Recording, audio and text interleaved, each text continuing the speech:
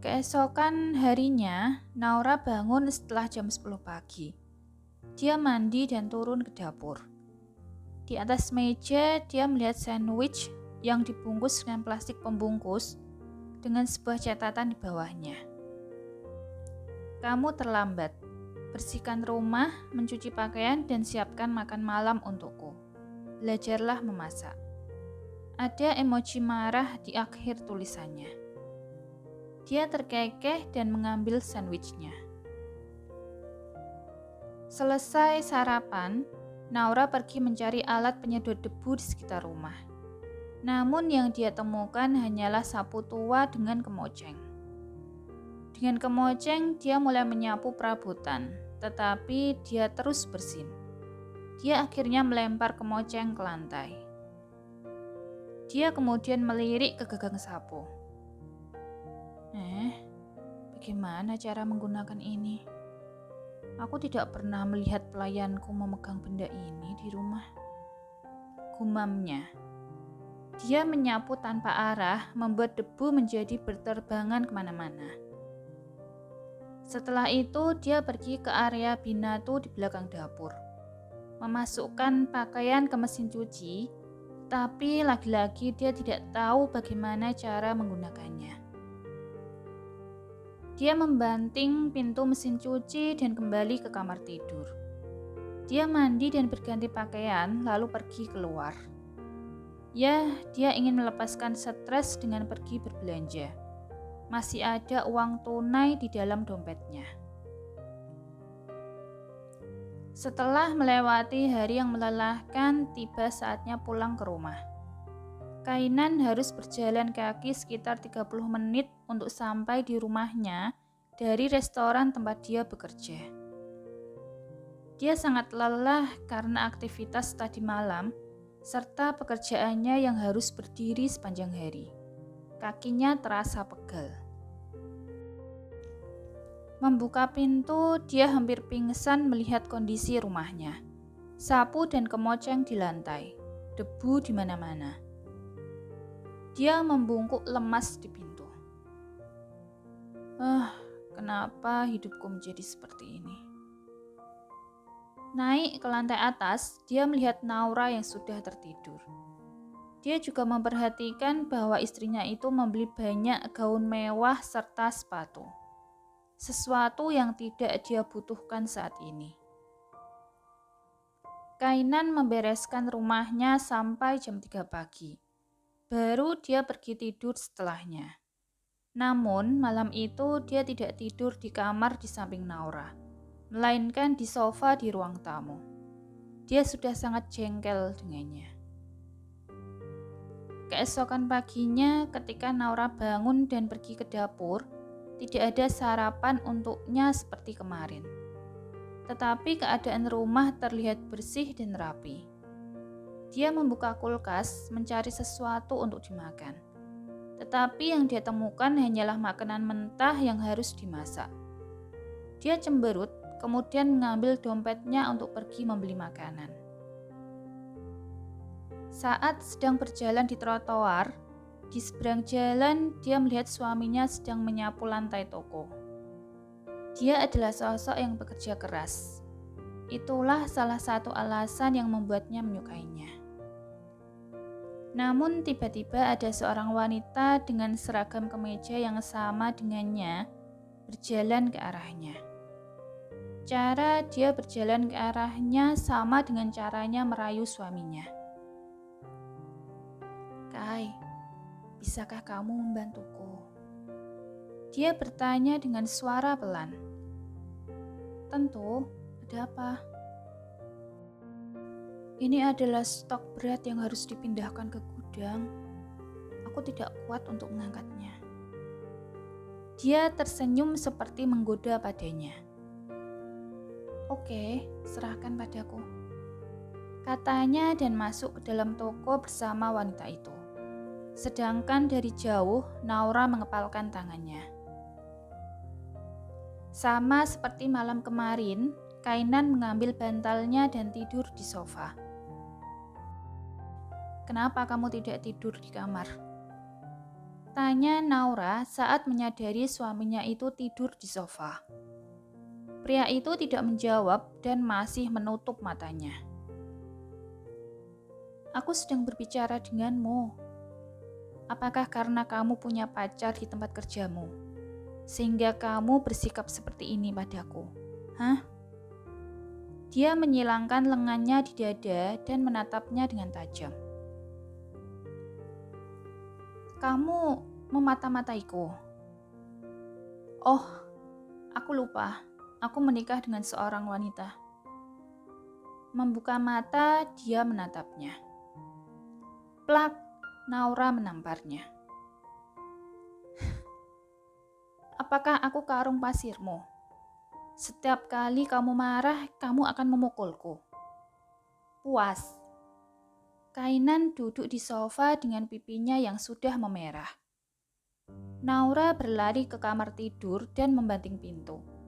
Dia membenamkan wajahnya di bantal dan mulai menangis. Aku tidak ingin menyakitimu, tapi aku juga tidak bisa menahan diri.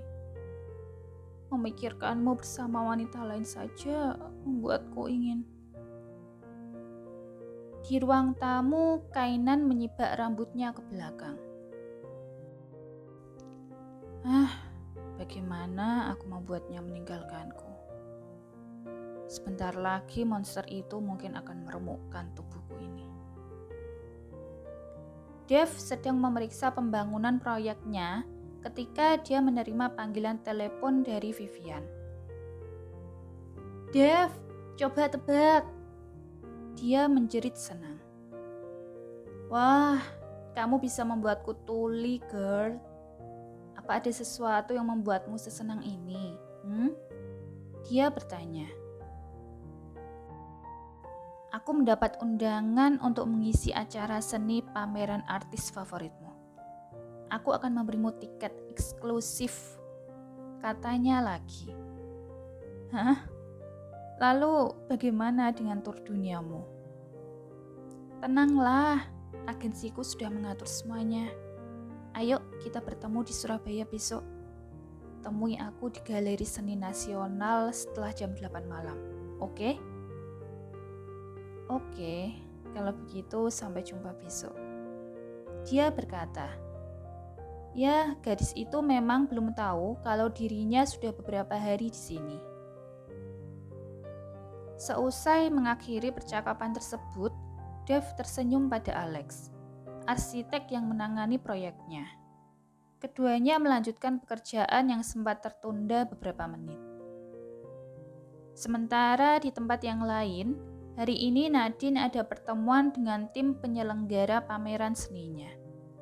Seperti biasa, dia memakai riasan yang tebal serta voice changer untuk menyembunyikan wajah aslinya. Dia sekarang menjelma menjadi Aurora. Nona Aurora, Debbie, penyelenggara acara seni menyapanya dengan sopan. Nona Debbie, senang bertemu dengan Anda lagi. Dia juga menyapanya dengan sopan sebelum mereka berdua duduk di kursi. Mereka berada di restoran mewah di kota. Debbie mengeluarkan sebuah file dari tasnya sebelum memulai diskusi. Nah, Nona, ini adalah denah lantai pameran. Dan yang ini adalah rencana perjalanan acara. Lihat dulu dan nanti beritahu saya tentang pendapat Anda. Jadi patung saya akan berada di tengah-tengah aula kan? Seperti yang saya minta. Dia melihat denah lantai. Benar. Nadine sedikit mengernyit saat melihat ruang kosong di belakang patung. Mengapa ruang yang ini kosong? Dia bertanya dengan rasa ingin tahu. Melihat denah lantai yang dia tunjukkan padanya, Debbie tersenyum dan berkata, "Itu untuk pertunjukan artis pengisi acara, Nona. Kami mengundang artis papan atas, Vivian Lee. Kami yakin ini akan menarik lebih banyak pembeli dan minat seni untuk generasi muda." Dia menjelaskan. Nadine terdiam saat mendengar nama Vivian Lee. Tetaplah profesional, Nadine. Ini bukan masalah hatimu. Dia berusaha berpikir logis.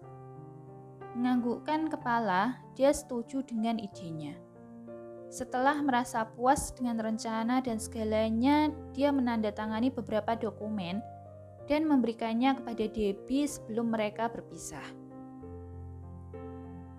Nadine bersandar di bangku dan menatap air sungai dengan tatapan kosong. Hatinya terus saja gelisah sejak tahu Vivian akan datang ke pameran seninya. 11 tahun yang lalu, beberapa bulan sebelum tragedi itu. Meong, meong. Kathy, kucingnya, terus mengeong-ngeong di kakinya. Apakah kamu lapar? Dia bertanya dan membawa kucing itu ke dapur. Ngobrak-abrik lemari di bawah wastafel, dia menemukan sekaleng makanan basah untuk kucing itu. Dev, cobalah ini. Aku membuatnya khusus untukmu. Vivian menarik tangan Dev, menunjukkan padanya kue coklat di atas meja dapur. Mereka tidak memperhatikan jika Nadine dan kucingnya juga sedang berada di sisi dapur. Pemuda itu mengangkat alisnya sedikit. Mengambil sendok kecil, Vivian menyuapinya sedikit. Enak. Ini manis. Aku menyukainya. Tolong buatkan lagi untukku ya, lain kali. Oke. Oh, tunggu. Gadis itu menyeka sudut bibir Dev dengan jarinya dan kemudian menjilatnya. Nadine yang melihat keduanya, matanya mulai sedikit berkaca-kaca.